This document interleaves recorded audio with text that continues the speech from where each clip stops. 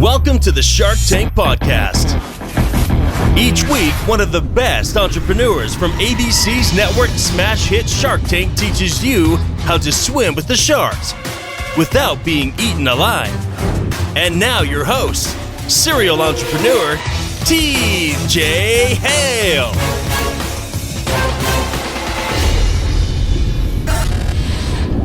You might be asking yourself, why would anybody want a .50 caliber bottle opener? Short answer is, they're awesome. All right, everybody, welcome back to the Shark Tank Podcast. I'm TJ, as always, your host, and I'm here with Eli and Jen, the founders, the breachers of Bottle Breach. How are you doing? We're doing great. We're excited to be on your program this morning. Thanks for having us. So when did you decide to breach bottles instead of bad guys' front doors and skulls? When did that all start? Right. So I made the first one back in really late 2012. And basically I was taking spray paint, primer, and a Dremel tool and making these things in my garage. I'd seen one that my brother had gifted me from the Philippines a couple years before that, and I thought it was one of the coolest gifts I'd ever received. So I kind of had the idea to just take this product that I'd seen already and just make it a lot better. And when I took it to my team with me and showed all the guys I worked with, the response that I got from them, that's kind of when the light bulb came on that, hey, this could be so much more. If these guys love it and are willing to buy them off me, then anybody would be, any guy would buy it. I just have to figure out how to market it to them. So that's when I recruited Jen to help me out. So that's 2012. So were you full-time duty? Were you reserve? How much time were you spending in the military? Yes, I was. I didn't get out of the Navy until October 17th of last year. So I still had some, a couple years left in the Navy. And that actually worked out to our benefit.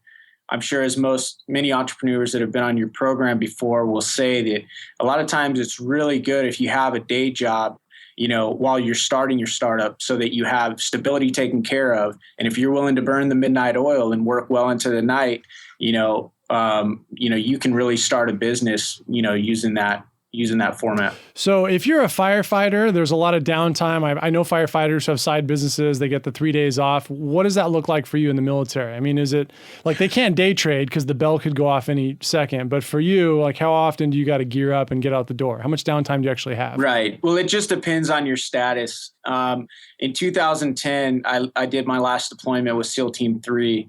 Actually went to Fallujah, Iraq.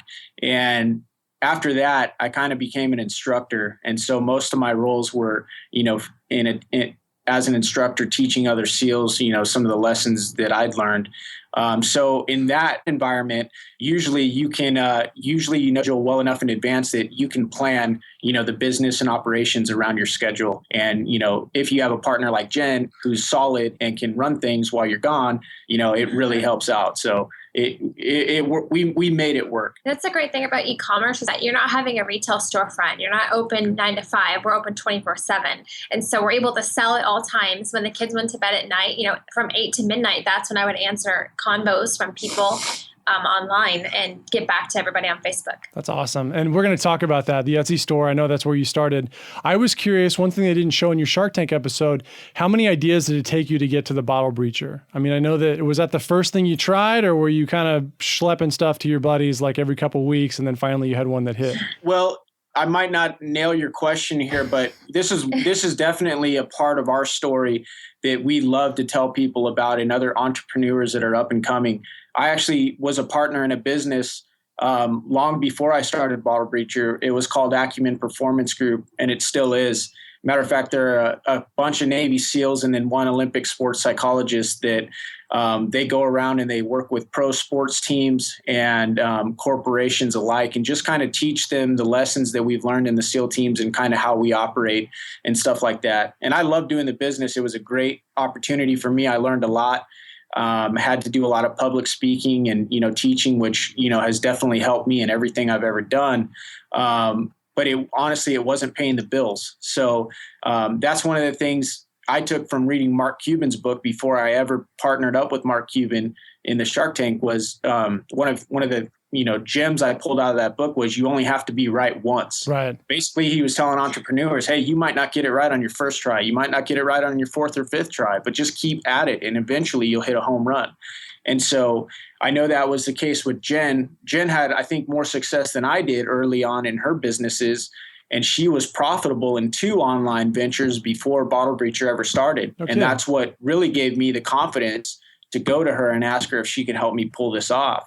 And she definitely, she took her success from those other 2 business and the knowledge that she had, and she rolled it right into Bottle Breacher and started crushing it right off the bat. And that's why we had early success, and also why we were able to go into the Shark Tank with strong sales. So Jen, let's take a second and talk about that. So you had 2 businesses, 2 big wins. So you were right 3 times in a row. Tell us about the first 2. The first one was just a wood making shop. So I did signs, kind of like when you go into someone's house and they have that rustic motif going. Yeah.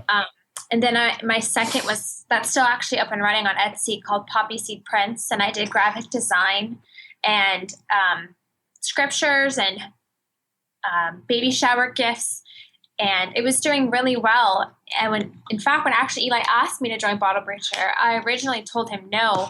I would help him on the side, but I didn't want to be full time because I loved my business. But I always said, doing it, I wish that I had an amazing product that I could sell, that I didn't have to make the product. Right. Because in Poppy Seed Prints, I was making it and I was selling it and customer service. And so I decided that I would come on full time with Eli.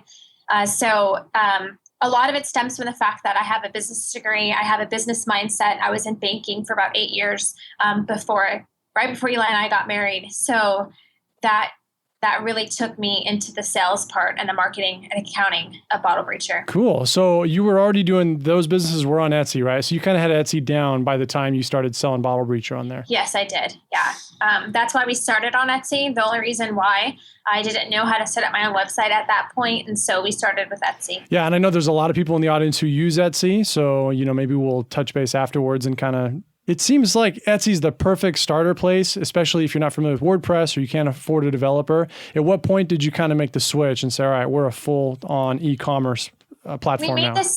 We made the switch when we realized that it makes sense with business. It's kind of like people ask, well, why don't you sell on Facebook? What if Facebook closes tomorrow? We wanted to have that control. I've told a lot of my clients about this. If they're selling on Facebook, they saw a huge reduction about 12 to 18 months ago because Facebook is paying for play now. I think Instagram is probably going to be next, but you kind of did it on your own. So tell us more about that. Well, one of the things I learned in the SEAL team, TJ, was about redundancy. You never take one gun into the field. You never take one radio, one GPS, so on and so forth. And so I told Jen that, hey, this is great. Etsy's fantastic, but we need redundancy. We need another way to, do business online. And so we started looking around for somebody, basically just asking our friends who had businesses and websites, hey, who do you know that can do this? And we did have a young man help us build a website. And I think because of some of the custom things that we had him do to the website, it probably didn't run as good as it should have. And then when we tried to take the website on Shark Tank, it crashed miserably. So basically, we took a $1,500 website and tried to run it at the highest levels possible with national exposure, and that didn't work too well. So,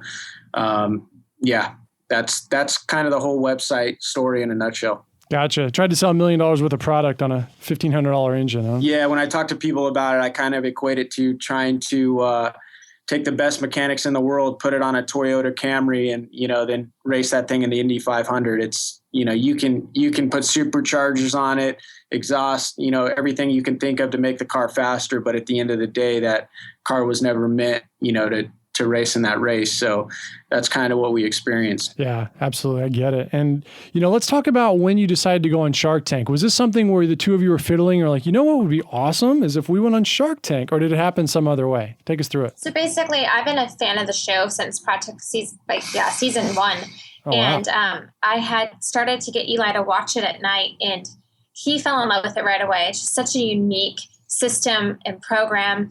And we realized pretty soon off in the business that it might be something fun to try. Eli had a friend of his, right? You had a friend that, what was his name that helped you? Yeah, one of my advisors, actually, the first time I applied for Shark Tank, I applied via email and I didn't hear anything back. And so that was kind of discouraging. I didn't, I'm sure many of your listeners have tried before and, via email, and at least when I tried, I didn't even get a, hey, thank you for your email. If you are selected, you'll find out in a couple of weeks, not even a confirmation of acceptance. So a couple of months later, I was up in Los Angeles visiting one of my mentors and advisors and talking to him about Shark Tank and why I thought it would be a good fit. And he actually went on the website and, started looking around at ABC Shark Tank's website and found out there was an open casting call right in San Diego about a month and a half later. So, we started game planning, and according to the instruction, the first 500 people in line would automatically get an opportunity to pitch to the Sharks, or not the Sharks, but a casting member. Right. So I was, number 156 in line. And, thankfully, I started waiting at 3 a.m. and finally by 1 p.m, I actually got to pitch to Mindy. And, basically it was kind of cool because I really didn't have a memorized pitch or anything like that. But what I did know is that my business was really solid. At that point, we just had our best month in sales I told her, hey, would you believe me if I told you, 10 miles down the road out of a 1-car garage, we've sold $80,000 of this product in the last month. And I actually pulled up the stats on my phone so she wouldn't think that I was BSing her, because obviously $80,000, that's a lot of money for any business in 1 month. And so, when I started throwing all these things at her, why we would be a good fit, our story, my story in the military, the sales that we had. I actually had a picture of Clint Eastwood holding his bottle breacher and with a big grin on his face. And I basically just made it almost impossible for her to say no. And, thankfully, what I'm most thankful about is that the Shark Tank, unlike a lot of places that we try and work with, they didn't see it as the product is, oh, it's not politically correct enough, so we're not gonna go down that road. So I'm really thankful that they didn't go that route. They did. It's funny you say that, because they definitely aired a clip of Lori kind of playing that direction a little bit, which of course I wanted to throw my shoe at my TV. I'm like, don't. It's right. You're 80% majority here. Don't speak for the silent annoying minority, because it's such a cool item. And so I actually have that clip prepared. I don't know if I was going to play it or not. And I had the picture of Clint Eastwood. Everything just fit so perfectly. What bothers me is that I was at that open call, and I don't remember I don't think we met. Where were you around that building? It was a community college, right? Where were you sitting? I remember 83 or something. Yeah, I think I was 153. So I think what would have been the front of the building near the road that, got you right into the building. So I wasn't, they let you in on the backside, and then there was the south side of the building. And so I think I was on the east side of the building nearest the road. The road that comes off the freeway, right? Is that where you were? Yes. Okay, because I got there about 2 hours early, and the mistake I made, I wanted to try to get everyone that was waiting, I want to chat them up, see what they were doing, kind of scope out what the potential winners were for this season. And the mistake I made was those diehard people that have been staying there since the day before on the south side of the building. I ended up talking to a couple of those for 15, 20 minutes a piece. And so by the time Mindy and her team came out and started, making it rain with the wristbands and then sending everybody out, I think I was just barely to the back corner where the inlet was from the street. So I didn't talk to anybody on that back road. And I left home sulking because I thought I was so stupid. And here it is. I would have definitely met you, probably 20 or 30 people further down the way. Because, as soon as you get the wristband, they all scatter, Mr. Wonderful would say, the cockroaches that they are. The lights go, they get their wristbands and they're gone. That was a bummer. So, but that was an awesome day. You're in San Diego. You did 80,000 in sales. Was this life-changing for the two of you, or is it just no big deal? It was one of those things. I don't think it was life-changing. I think the light bulb kind of came on for me when we did about $22,000 a month. When I first started this, my goal was to make an additional $500 a month, just supplemental income. I wasn't trying to start some, mega company or anything like that. And in the first month of, business, January of 2013, we actually did $375 in sales. And I thought, wow, I'm already close to my goal. This is going phenomenal. And keep in mind, at the time, I'm cutting these with a Dremel tool. I'm spray painting them with primer, then putting a coat of spray paint on top of the primer. Then I would take a sticker, typically a sticker resembling a unit patch or something that we would wear in the military, and putting it on the breacher. And then I'd polish up the projectile a little bit. And then, we would sell them online. And honestly, when you go back and look at them, they don't look the first generation 1 bottle breachers, they don't look very good, but the bottom line was people were still buying them, and so about 6 months from that point, when we first started the business, things were going really well, and we'd moved up to about $7,500 a month. And I was blown away. I was like, wow, this thing is really taken off way faster than I thought it would. And we were starting to bring in manufacturers that were professionals at powder coating, machining, chrome plating. And then we were actually watching an episode of the Shark Tank. And I actually mentioned this when we were in the tank, that, the story of how we were watching an episode where Mr. Wonderful was tearing apart an entrepreneur for having no brand recognition. Or as soon as his product left the package, his name wasn't on it. The brand wasn't on it. There was no way to distinguish it from the competitors. So it was that point where I looked at Jen and I was like, babe, we got to figure out how to get bottle breacher on each and every breacher that leaves the garage. And so my research led me to laser engraving. And so I started researching, and I found a distributor in Costa Mesa about an hour and a half away. And I found out that he had a used laser engraver that was about $10,500. And so we actually had the money in our savings account to buy it outright and still have, a good nest egg left over. But I decided, because it was an unknown, it was a used machine, I didn't know how it was going to work, that I wasn't going to gamble with my family's nest egg. So I basically took my motorcycle, my 2004 Big Dog K9 chopper, and I sold it outright. And thankfully, I made exactly what I needed to buy this laser engraver.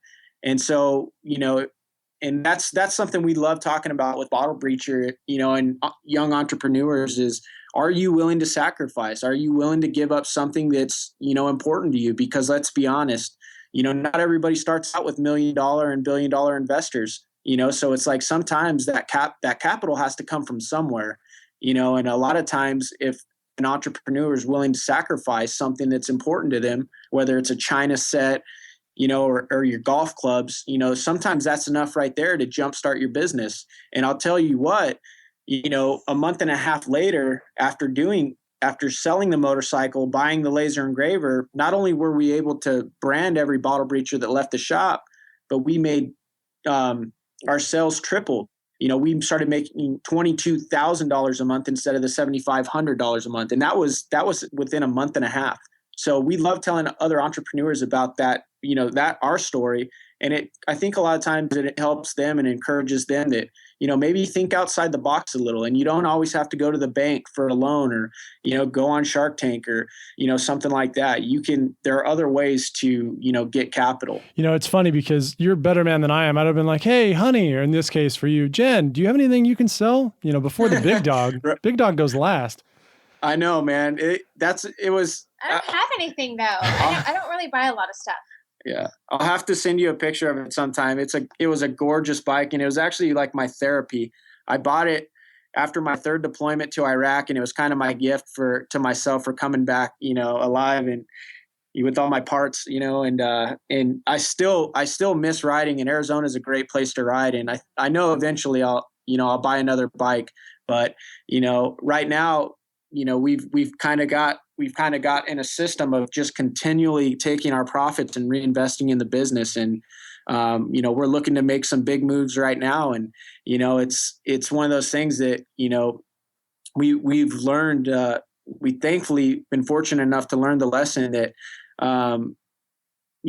usually wealthy people, they spend their money on things that are going to make them more money and not, liabilities like a motorcycle. So, we're just continually following the recipe that got us here, and hopefully Bottle Breacher will continue to stay relevant and, bless other people in the community, bless veterans, and hopefully we can continue to, give back and blow this thing up into just a fantastic, company. I like the story about you buying yourself the motorcycle as your gift for being alive and having all your moving parts and still being able to be a husband and father.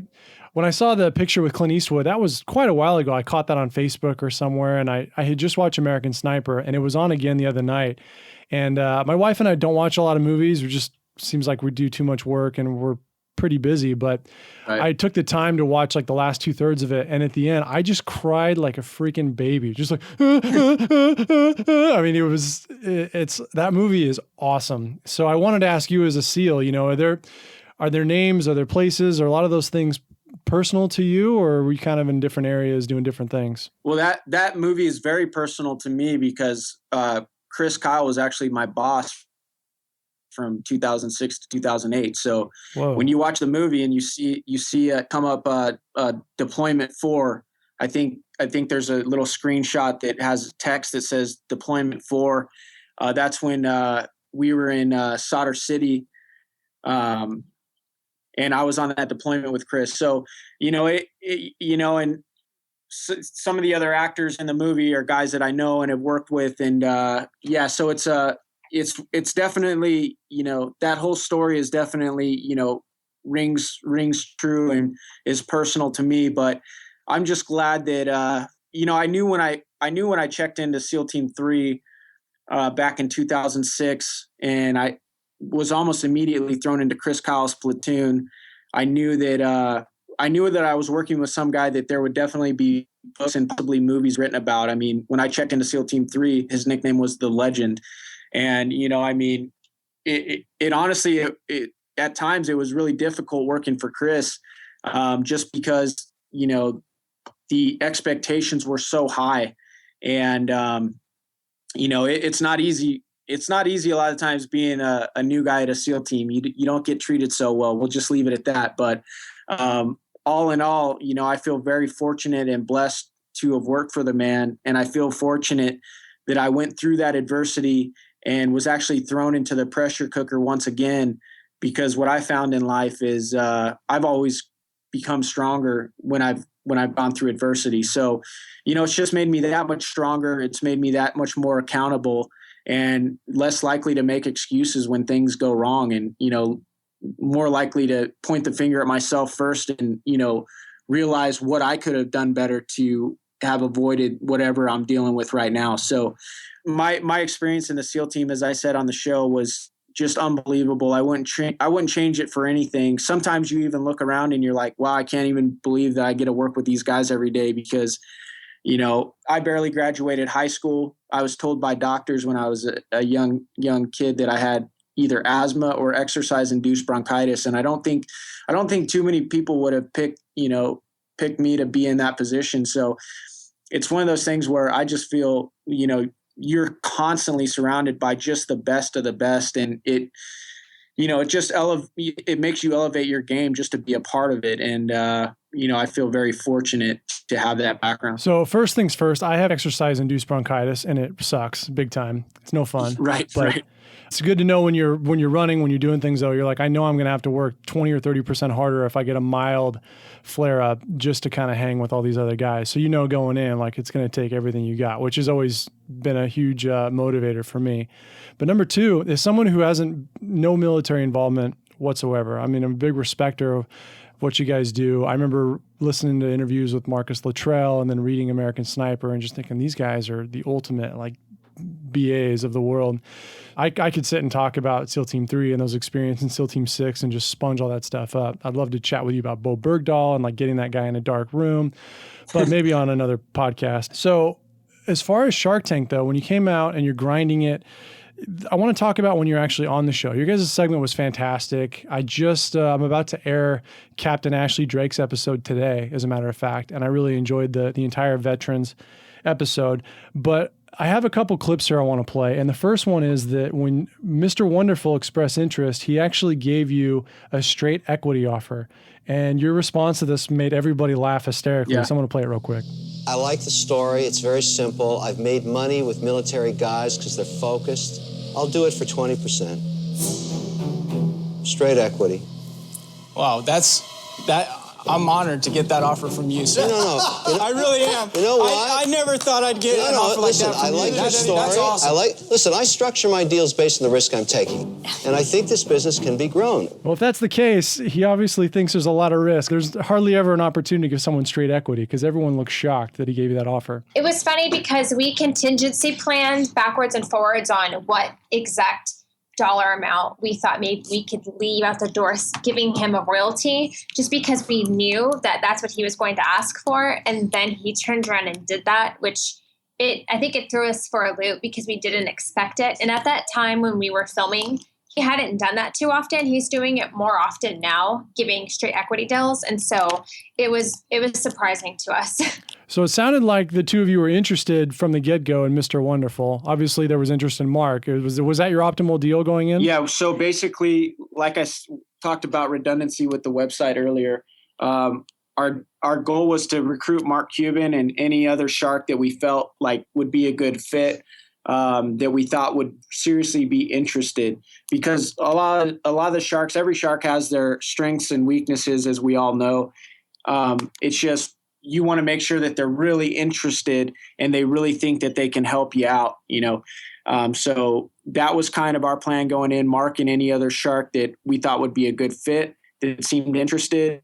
And Kevin really threw us for a loop when he did that, because I knew that Kevin was probably the most fiscally sound shark out there, but we didn't really even consider him as a partner because, we thought he was going to be the shark that was ripping us apart on camera like he does everybody else. And this is the dumbest thing I've ever seen. Let's take this idea behind the barn and shoot it, yada, yada, yada. Right. But yeah, so when he made that offer, it definitely drew some interest from us. So, man, I got a lot of questions. The first thing I want to give you props on is when you went in there, you gave them beer. I think getting the sharks liquored up before you try to negotiate with them is probably one of the better strategies I've seen in Shark Tank. So kudos for that. I mean, that's how Vegas was built, right? Absolutely. So whose idea was that? I know. Well, just because of the product, to use the product, you have to open up a bottle, and what better bottle than beer? So yeah, one of the funny backstories on that, TJ, real quick, is that they had us buy the shark's favorite beer. They gave us a list of their favorite beer before we went in. So the night before, we went to a local market and got as much of their favorite beer as we could.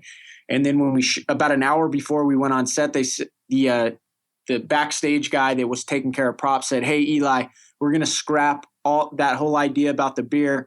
I've got some paleo beer, back here, and we're just going to put a fictitious label on it, and that's what we're going to roll with." And the reason that he wanted to do that was because Mark Cuban was doing a gluten-free thing at the time, and I think they were concerned about showing the beer manufacturer's labels on the show. So I was like, yeah, no problem. Let's do whatever's easiest for you guys. The funny thing about it was when I went to open my beer and toast the sharks, my beer exploded all over the set. Like somebody had totally just tried to prank me or something. And so I let it foam down, and, it was pouring all over that fancy carpet. And then, I went right with it, man. I just took a big chug of it. And it's kind of funny because, as we continue to pitch, Jen, leaned into me at one point, and she kind of mumbled, "There's beer in your mustache." And so, she was concerned that if something that silly showed up on this, on camera, they wouldn't air it. So he had foam all over his face. Really. Yeah. It wasn't just. No, it wasn't all over my face, clearly. It's very funny. But yeah. I thought you were going to say, I went over to Jen before you aired or before you went to the set and said, like a Home Alone, we're like, "Put these in your purse, put them in your purse, like get all the beer out there. We'll just do our thing." But yeah, that was my next question. Right. I didn't think they'd even let you have the labels and the alcoholic beverages on set, but obviously I don't know all the rules of TV. So right. No labels, but beverages, yes. Okay. Yeah, so you're right though. That was definitely the Sharks had a long day, and actually before we went in there, I think it was Zips Wine that went in and had the longest pitch at that point in history. It was well over 2 hours. So we were in jeopardy of not even getting to pitch to the Sharks, and we almost had to turn around and go home. Yeah, but, plus you're in California, so you're expendable, right? That's the problem with being a California entrepreneur. Right. So we just moved to Tucson at the time, but we saw several entrepreneurs have to, didn't get to pitch and had to fly home. So, that's one of the gambles that you take. Smart move, moving to Tucson right before filming. Excellent. Then they got to put you up in a hotel. What time was it when you actually went out to pitch? I think it was like 4 p.m. So we got the very last slot of the day, and you could tell that the Sharks were tired. And thankfully, like you said, we did have the beer to help them, kind of relax a little bit. Break down their resistance. We made them all custom bottle breachers. So they really dug that. Lori got the first pink bottle breacher ever. And unfortunately, we weren't able to use any of their companies or logos when we were making their bottle breachers, because if you've seen the product, we can pretty much throw anything on there. So we had to have a graphic designer design up, logos that we thought would, they generic logos. Like for Mark, we had a basketball with a cowboy hat. Lori, we did a female shark with lipstick and a bow on, just kind of silly stuff like that so they could see that we could really customize these things. More kind of clip artish, right? I understand why you're not supposed to use their logos, but what was the hesitation or the trepidation of actually making them amazing? What was the hesitation in making their logos? Yeah, let's say you give Mark one that's got this beautiful custom Mavericks logo. I mean, you don't think they'll let you give it to him on TV? No, they actually told us that they wouldn't. That our production team, our producers, actually they made us submit everything that might be shown on camera. So we weren't allowed to do FUBU, Mavericks, with anything. Branding, you just have to be careful with what's shown on TV. That's all. Just normal. Producers giveth and they taketh away. What are you going to do? Right. So Lori, she's been a little PC lately. She got a little PC during season 7 as well, when they were beaten down on the McClary brothers drinking vinegar. So this clip is the one I cut because it irked me a little bit when I heard it, but then Jen gave like the best answer of all time. So I'm going to play this real quick. Do you get any resistance because it's a bullet? Because some merchandisers don't like the thought of a bullet because there's been in our society problems and issues with bullets and guns. You are absolutely right. And you know what I'm saying? I mean, it's absolutely. a reality. We have never had anyone be like, oh, I hate that. Well, then don't buy it. You normally shop where you want to shop. And so unless you have an agenda, no one's going to us. And it's funny because at that time when she asked me that question, not one person told us they hate it. And if anything, we recycle. So we're very green.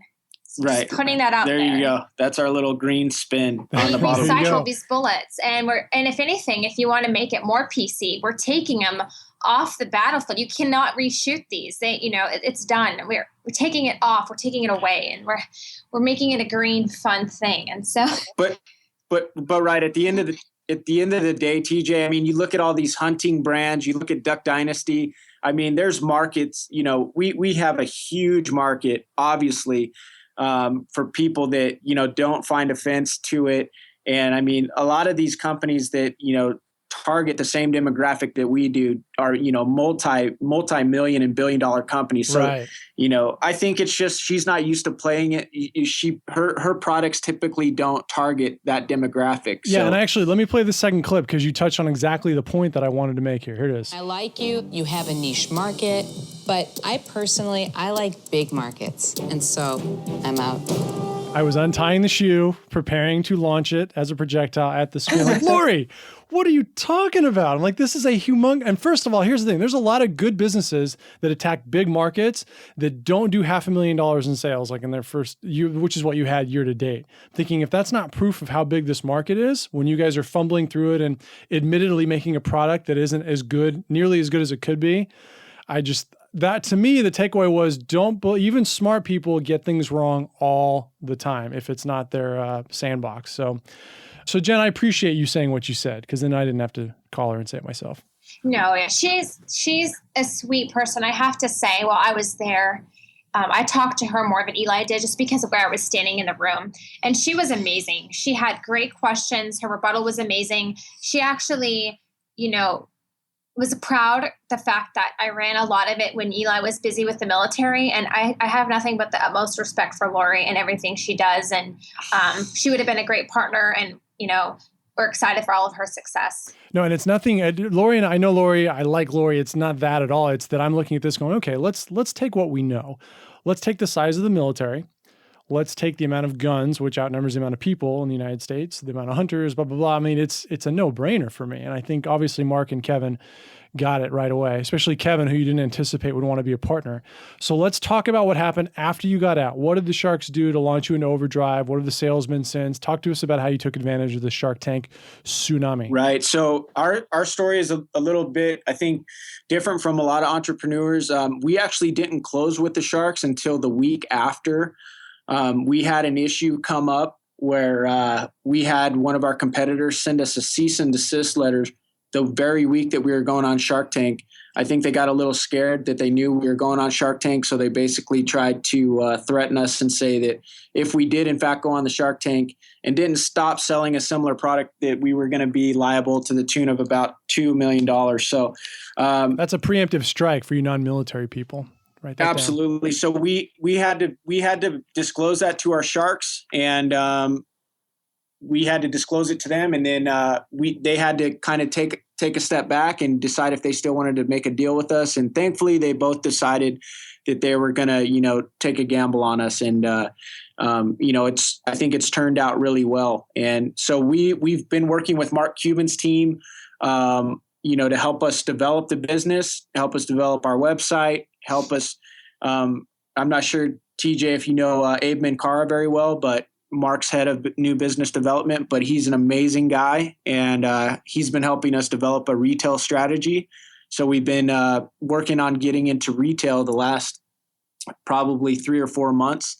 And then with Kevin is the ultimate promoter, and he never stops selling and pushing the brand and, bringing in deals for us. So one of the coolest things about working with Kevin is he can get us, we can write articles and get them to him so he can publish them in the Huffington Post very regularly. So that really helps our brand recognition and getting the word out there about our product. So we're pretty happy with the deal we made. And you've got an update coming up in the next Shark Tank episode. Now, this won't post till after that airs, but maybe you can give us a tease of what people are going to see at what they've already seen by the time they listen to this. How are things going? So the awesome thing is that Kevin got asked to marry a couple. Finally, he's always been offering it on Shark Tank, and somebody took him up on it. So with that, when he told them, of course, he would love to in Nantucket during 4th of July, he couldn't help but to think of his entrepreneurs that are in the wedding market. So Honey Fund and Wicked Good Cupcakes and ourselves were all a part of this wedding for their wedding party gifts, their groomsmen gifts. Honey Fund did the honeymoon. Wicked Good did their cupcakes for all of the attendants, and we gave out bottle breachers to everyone that came. And How so awesome it was that? Not only amazing, but it was a pop-up wedding. So nobody knew that was there, that it was happening. So we did an update at the same time, and it was really fun, and it just worked out great. A pop-up wedding. Is that a new thing? Is that like what the kids are doing these days? Yeah, it's a new thing. So everybody thought that they were coming to the engagement party, and in fact, they were coming to their wedding. And so that was just another component. Yeah. They were like, cool, what are these companies here? And so it was really fun. I feel like you get less gifts that way. I mean, there are some downsides to the pop-up wedding. That's true. Right? And see, that's why Honey Fun was there. So that way, after everybody came by and got a cupcake and they got a bottle breacher, they walked over to Honey Fun. They had a photo booth set up, and then they were able to get their credit cards out and make a donation. And it was so cool because everyone that was at the wedding got to choose where they were going to be going on their honeymoon. So it was either somewhere cold or somewhere warm, and they chose somewhere warm, and they would donate to the Honey Fund account so they could have a honeymoon. And so that's what they did. So awesome. I can't wait to watch it. I think it's going to be phenomenal. And I'm a big fan of Mr. Wonderful. I think, I had him on the show. I've gotten a lot of compliments from people who everything he says, they hang on his every word. I will say I'm trying to get Mark to come on the show soon. And one of the questions I'm going to ask him, and maybe I'll just tell him up front, is why Kevin has been so awful on game shows. Can you guys ask him about that? What is going on with this guy? Game shows? It's breaking my heart out here. What show? Yeah, he went on Jeopardy. Oh, Jeopardy? He went on Jeopardy, and that did not go well. And here's the thing. My wife and I watch Jeopardy, and we're for sofa athletes, we do okay. But when they have celebrities on or high school kids, they kind of water it down a little bit. And I don't know if he got any right at all. I'm like, what? Come on, Kevin, you're my guy. Like this, you're my surrogate father. What's going on? I think maybe it has to do with the mindset. I feel a lot in business. I'm a lot like Kevin. And if I went on Jeopardy, I think I'd fail pretty bad. It's true. Some of the categories are bunk. But then there was the other one, there was the Hollywood Game Night, which we've watched a few times. But of course, I had to watch it when Kevin was on there. And same thing, like super funny, great to be around, but didn't answer any questions right. Maybe one, I forget. I'm thinking, he's under a spell. Something's wrong. Maybe he turned his ankle. Yeah. You're right. You're right, TJ. That's really odd because when I'm sure after having conversations with Kevin, he's actually one of the most brilliant people I've ever met. And honestly, I've never, I've done a lot of public speaking in my time, but I've never met somebody that is as good at public speaking as Kevin. Like when we're doing updates and, Shark Tank shooting with him and stuff, when they tell him, hey, this is kind of what we need you to say here, he nails it every single time. And a matter of fact, he'll insert so many original, quotes and whatnot. He's not robotic. I've never been around somebody that's as good of a speaker as Kevin. So it is kind of weird when you see him, in a setting like that, not, perform as we're used to, always seeing him perform. So the only interaction I had was the podcast, and it was like 6 a.m. my time, and he had been on a 3-day QVC bender, and he was automatic. And he was like, all right, I'm ready to go. He goes, there's been a coup in the QVC world, a major upheaval. The regime has changed. And he just starts throwing out this stuff without missing a beat. So, but we if he keeps going on game shows, I didn't see Miss America, but I do want to, maybe it's the pop culture thing. I don't know. But I'm going to ask Mark about that, because then I got to go on YouTube and defend him against all these knuckleheads who thinks that he's dumb because he didn't get a Jeopardy question right. Right. You mentioned Abe Minkara. So he and I haven't done any business together. I have spoken to him a few times, and I know that everyone who works with him really likes him. Take us through the experience of, okay, Shark Tank's over, your deal finally closes, which, by the way, Mark usually runs the other direction when a lawsuit comes up, or even the threat of one. So it says a lot about your business that they still went through with the deal, even after these guys were breathing down your throat. Because I've interviewed a couple people where they had a tax issue or someone sent a cease and desist, and the Sharks are like, I don't really need to bother with this, because why? There's no reason to expose myself to more legal issues. Tell me kind of the things especially with you in retail. I mean, your product's customizable, so to me, it doesn't make sense for it to sit on a shelf at Target unless it's a stock item.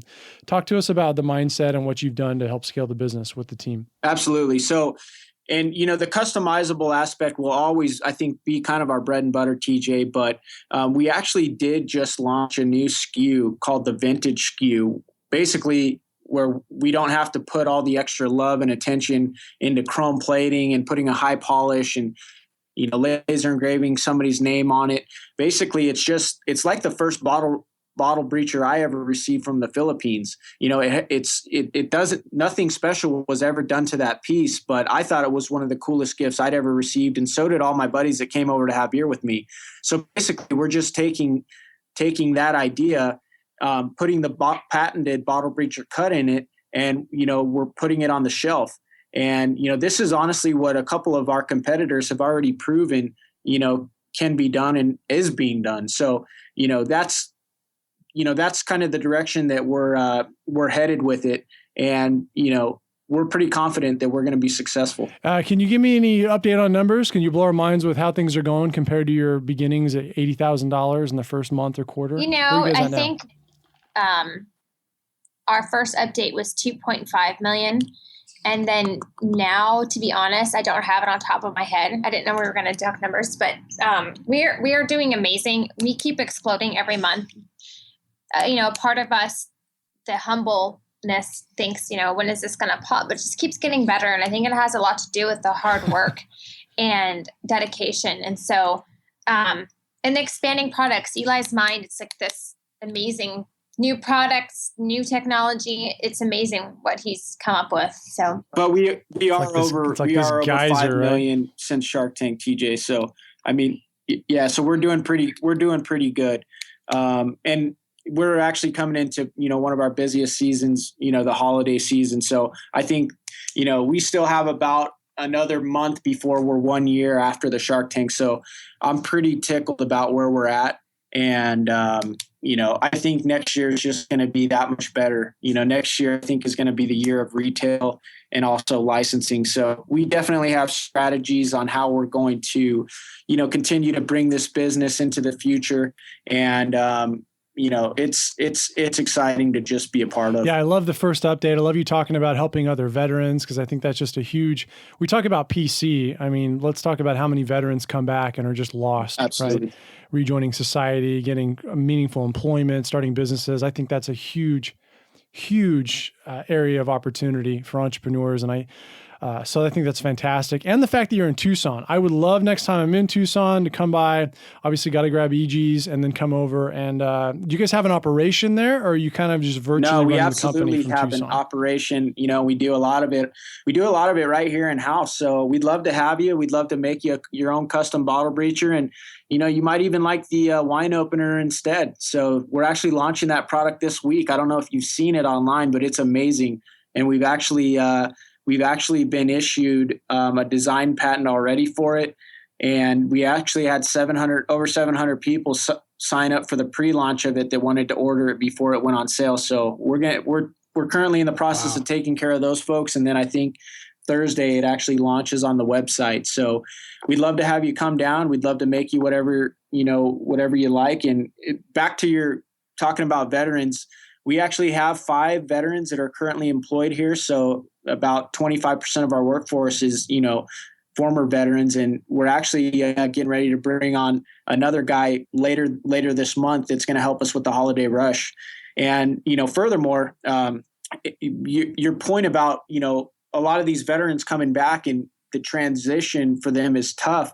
That was one of the hardest things for me and the SEAL teams to watch, was a lot of my buddies who were just, super, super talented, overly qualified people getting out and struggling to find work. And so, and also struggling with the transition from, the military and coming off the battlefield to, the civilian life and, spending more time with their families. A lot of guys and gals really struggle with that. And one of the veteran nonprofits that Jen and I support is called Wishes for Warriors. And all they do is they take, veterans that are severely wounded and they send them out on hunting and fishing trips. And, we just got to send a veteran down to Argentina for a dream dove hunt. And so that's, I always talk about it when I get the opportunity, because I want people to understand, there's a lot more to Bottle Breacher than just selling bottle openers or, cool gifts that people, would enjoy to present to, a friend or family member. We definitely have a mission here. And, that's to always be given back and to always, be trying to serve and help out. So, and that's probably why I'm so blown away that I actually enjoy my job now more than I did being a SEAL, is because I never thought I would get into the civilian world and have a job where I felt like I had the purpose as I did in the SEAL teams. But now I feel like I still get to serve the military and I still get to serve people right here in the local community. So I just have a blast each and every day. And that's not to say it's not difficult. We're always putting out fires, but it's been awesome. Yeah. And I'm thinking, long term, maybe one of the other things you'll get to do is show other veterans, how to do it, it's not, if you can be in the military, you can start a business, you can find something that people need. And the hardest thing, and this is coming from me and most of the entrepreneurs that I know that do really well, is they say it's the work ethic, just constantly grinding and making sure that you're doing everything you can do to put all your effort, love, and money back in the business. And that comes easy to people in the military. So I think just helping them figure out the other pieces is going to be invaluable. Absolutely. That's awesome. Well, I certainly appreciate your time. I'm glad I get to help share this story. I think there's so much that Shark Tank leaves out when they go on about the entrepreneurs and their mission. But in your case, I don't know that there's ever been this much behind it. It's phenomenal. So where can people go to follow you on social media? Where can they buy? Where can they get more of the story? So it's always battlebreacher.com/battlebreacher. Everything, Instagram, Pinterest, Facebook, Twitter, Periscope. It's all Bottle Breacher. Okay, well, it's been a real honor and a pleasure. Since you're in Arizona, yes. I look forward to coming out and visiting you. I don't even know how many other entrepreneurs from Shark Tank are in Arizona, but I know there's almost none. So I look forward to it. And keep kicking in the backside. We'll look forward to the update, and we'll look forward to hearing good things in the future. All right. Thanks so much for your time, TJ. We really appreciate it. Thank you. Thank you for jumping in to the Shark Tank podcast. Please subscribe to the show on iTunes and head over to sharktankpodcast.net to get the show notes from each episode and join the free Shark Tank Insiders list. You can also find us on Instagram and Facebook at Shark Tank Podcast and on Twitter at Shark Tank PD. But I'm a big fan of money. I like it. I use it. I have a little. I keep it in a jar on top of my refrigerator. I'd like to put more in that jar. That's where you come in.